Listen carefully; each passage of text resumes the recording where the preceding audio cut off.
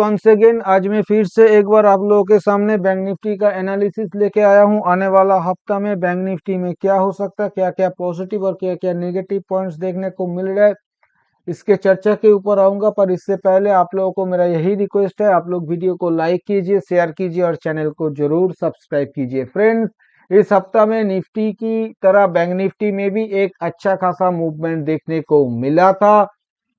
पर कल के दिन सेकेंड हाफ में एक प्रॉफिट बुकिंग आ गया बैंक निफ्टी के ऊपर। निफ्टी में भी आया था पर बैंक निफ्टी में थोड़ा ज्यादा प्रॉफिट बुकिंग आ गया था, और वो कल के दिन ही lower top lower bottom lower closing formation बना दिया था। और उसके बाद आज बैंक निफ्टी में एक अच्छा खासा गैप डाउन देखने को मिला, और वो फिर से एक बार नीचे फिसल गया। और नीचे कहाँ पे फिसल गया, लगभग जहां पे ये वीक चालू किया था वहां पे ही एक बार दोबारा फिसल के वहां वहां तक पहुंच गया।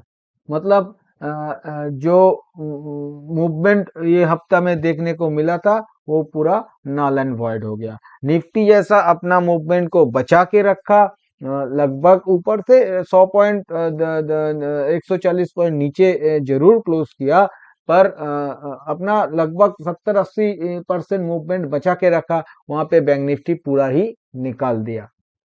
यहाँ तक चार्ट का सवाल है, टेक्निकल का सवाल है, देखिए यहाँ पे जो डाउन ट्रेंड लाइन है उस डाउन ट्रेंड लाइन को बैंक निफ्टी काफी पहले ही काट चुका था। उसके बाद जो देखने को मिला, ये पिछले हफ्ता ही 200 और 20 सिंपल मूविंग एवरेज को काटा था ऊपर की तरफ। अभी भी वो बरकरार है, मतलब 20 और 200 दोनों सिंपल मूविंग एवरेज के ऊपर है प्राइस। ऐसा नहीं कि उसे दोबारा नीचे की तरफ काटा है, ऐसा बिल्कुल नहीं।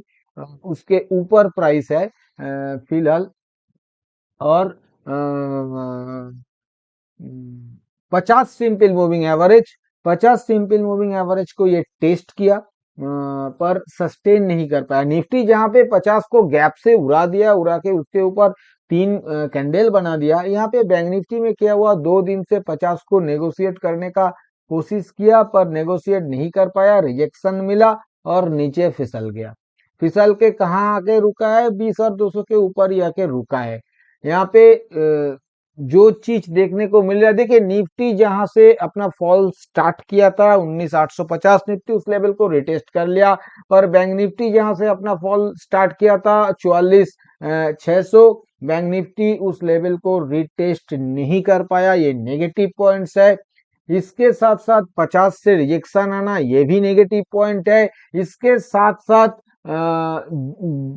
गैप से ये रेंज को तोड़ने का कोशिश किया था, पर ये उसी गैप से एक आइलैंड बना के फिर से नीचे आ गया है, ये भी नेगेटिव है। और ये जिस पैरेलल चैनल के अंदर चल रहा था उस चैनल के भी नीचे फिसल गया, ये भी नेगेटिव पॉइंट्स है। पर पॉजिटिव जो है, पॉजिटिव इतना ही है कि ये अपना डाउन ट्रेंड लाइन को काट के अभी भी ऊपर है, अभी भी 20 और 200 दोनों मूविंग एवरेज के ऊपर है। और आज का जो कैंडल बना है, ये कैंडल मैंने बहुत ज्यादा देखा है, ये रिवर्सल का काम करता है। ये एक इन्वर्टेड हैमर कैंडल है, ये एक रिवर्सल का काम करता है। देखना पड़ेगा आने वाले दिनों में क्या करता। अगर ये फिर से 43,500 के नीचे फिसल जाता है तो मामला थोड़ा डिफिकल्ट हो जाएगा। पर अगर ऐसा नहीं होता है तो कोशिश कर सकता है प्राइस एक बार दोबारा ऊपर जाने का। पर एक बात ध्यान में रखना पड़ेगा, निफ्टी जैसा चार्ट अभी बैंक निफ्टी में नहीं है, काफी वीक चार्ट है बैंक निफ्टी में। तो इस बात को ध्यान में रखना पड़ेगा। हड़बड़ी में यहाँ पे लॉन्ग करके काम करने का मतलब पोजीशंस फिलहाल नहीं है चार्ट में। क्यों क्यों ऐसा कह रहा हूँ, क्योंकि ये ब्रेकडाउन जहां से हुआ था, मतलब याद करिए निफ्टी का ब्रेकडाउन हुआ था 19,200 और बैंक निफ्टी का ब्रेकडाउन हुआ था 43,600। तो निफ्टी अपना ब्रेकडाउन लेवल को काट के दोबारा रिटेस्ट करके कहाँ आ पहुंचा है, 500 पॉइंट ऊपर आ पहुंचा है, 550 पॉइंट ऊपर। पर बैंक निफ्टी काटा तो जरूर था ब्रेकडाउन लेवल को, फिर से फिसल के उसके नीचे चला गया। तो यहाँ पे इसलिए मैं कह रहा हूँ मामला थोड़ा सा रिस्की है। जहां तक इंडिकेटर का सवाल है, इंडिकेटर में देखिए एमएसीडी में, मतलब एमएसीडी लाइन और सिग्नल लाइन के बीच पॉजिटिव क्रॉसओवर बना हुआ है, स्प्रेड भी अच्छा खासा है और एमएसीडी लाइन फिलहाल पॉजिटिव टेरिटोरी में घुस गया है। दोनों मतलब सिग्नल लाइन राइजिंग है, एमएसीडी लाइन आज के काफी ज्यादा गिरावट के चलते थोड़ा बहुत फ्लैट हो चुका है, पर बहुत ज्यादा नेगेटिव मैं इसे नहीं कहूंगा। पर आरएसआई खराब है, आरएसआई 50 के नीचे है। इसे मिनिमम मोमेंटम ऊपर की तरफ देने के लिए कम से कम पहले 50 के ऊपर आना पड़ेगा। फ्रेंड्स, अभी मैं एक बार वीकली चार्ट के ऊपर आ रहा हूँ।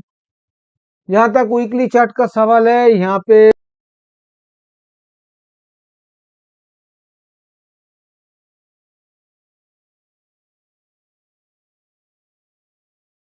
आप लोग देख सकते हो कि यहाँ पे देखिए कैंडल स्टिक पैटर्न के हिसाब से तो ये higher top higher bottom pattern है, इसमें कोई डाउट नहीं है।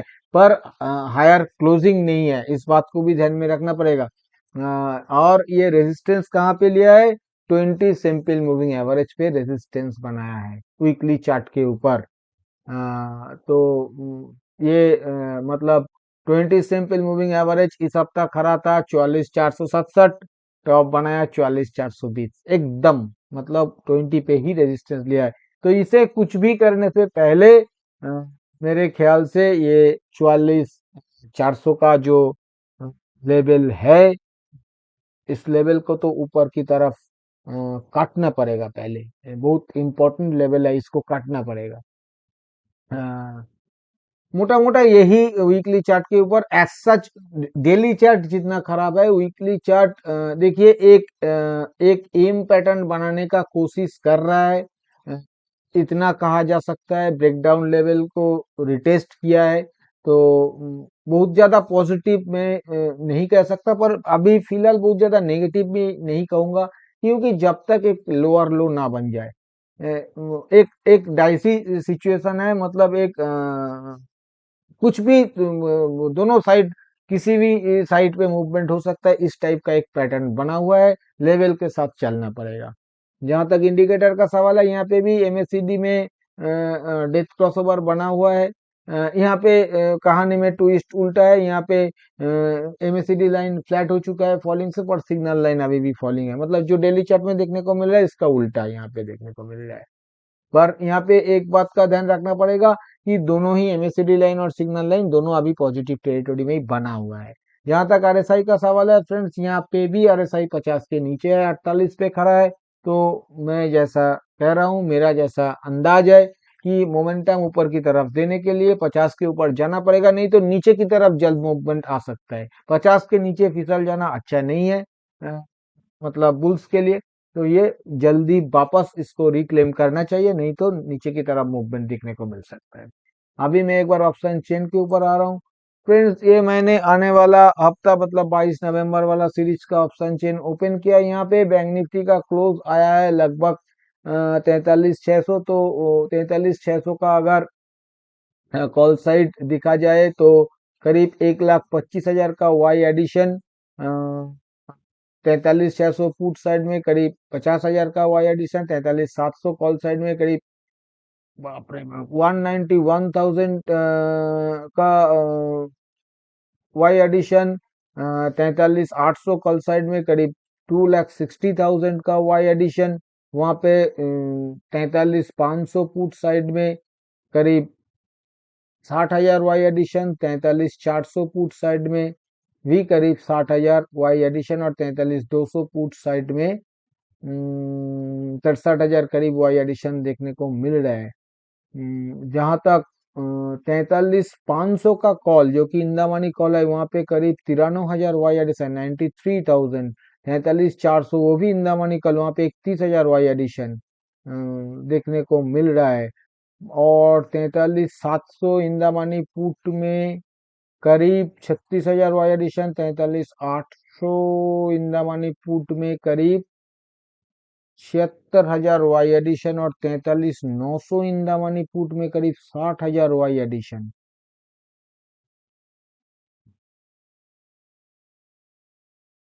फ्रेंड्स लग रहा है इंदामनी पुट में बाइंग है, क्योंकि जिस तरह इंदामनी कॉल में वाई एडिशन देखने को मिल रहा है और ऊपर का इंदामनी पुट में वाई जनरेट हुआ है, वहां पे out of the money put में उतना वाई जनरेट नहीं हुआ है, और out of the money call में 4 गुना 5 गुना वाई एडिशन है। तो ये थोड़ा सा मेरे को ऑप्शन चेन बीआरसी लग रहा है। फ्रेंड्स अभी मैं आऊंगा कंक्लूजन के ऊपर। कंक्लूजन के ऊपर आने से पहले मैं आने वाला हफ्ता के लिए सपोर्ट और रेजिस्टेंस का जिक्र करूंगा।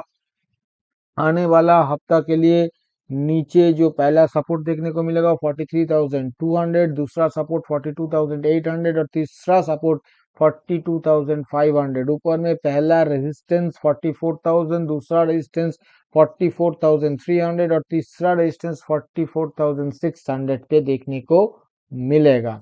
जहां तक स्ट्रेटेजी का सवाल है, स्ट्रेटेजी यहाँ पे दोनों तरफ रखना पड़ेगा। सपोर्ट लेवल के नजदीक 70-75 पॉइंट स्टॉप लॉस के साथ 150 से लेके 200 पॉइंट के टारगेट के लिए बाय ऑन डिप्स भी करना पड़ेगा, और सपोर्ट लेवल टूटने के बाद ब्रेकडाउन सेल भी लेना पड़ेगा। वहां पे 50-60 पॉइंट स्टॉप लॉस के साथ 100 से लेके 120 पॉइंट के टारगेट के लिए ब्रेकडाउन सेल भी लेना पड़ेगा। ऊपर में किसी भी रेजिस्टेंस लेवल काटने के बाद 50-60 पॉइंट के स्टॉप लॉस के साथ 100 से लेके 120 पॉइंट के टारगेट के लिए ब्रेकआउट बाई भी लेना पड़ेगा, और सेल ऑन राइज भी लेना पड़ेगा। किसी भी रेजिस्टेंस लेवल के नजदीक 75 से 80 पॉइंट के स्टॉप लॉस के साथ 150 से लेके 200 पॉइंट के टारगेट के लिए सेल ऑन राइज भी अटेम्प्ट करना पड़ेगा। फ्रेंड्स मैंने आप लोगों के साथ इस वीडियो में जो भी चर्चा किया, ये सभी मेरा खुद का एनालिसिस के ऊपर लिया हुआ मेरा पर्सनल व्यू है, ये एडुकेशनल पर्पस है, क्योंकि ये कोई बाय सेल रिकमेंडेशन नहीं है और मैं भी कोई सेबी रजिस्टर्ड एनालिस्ट नहीं हूं। इसलिए इसके ऊपर किसी भी रियल ट्रेड लेने से पहले आप अपना खुद का फिनेंशियल एडवाइजर का सलाह लेके ही रियल ट्रेड लीजिएगा। और अगर वीडियो आप लोगों को पसंद आया तो वीडियो को लाइक और शेयर करना मत भूलिए। थैंक यू दोस्तों, हैप्पी ट्रेडिंग।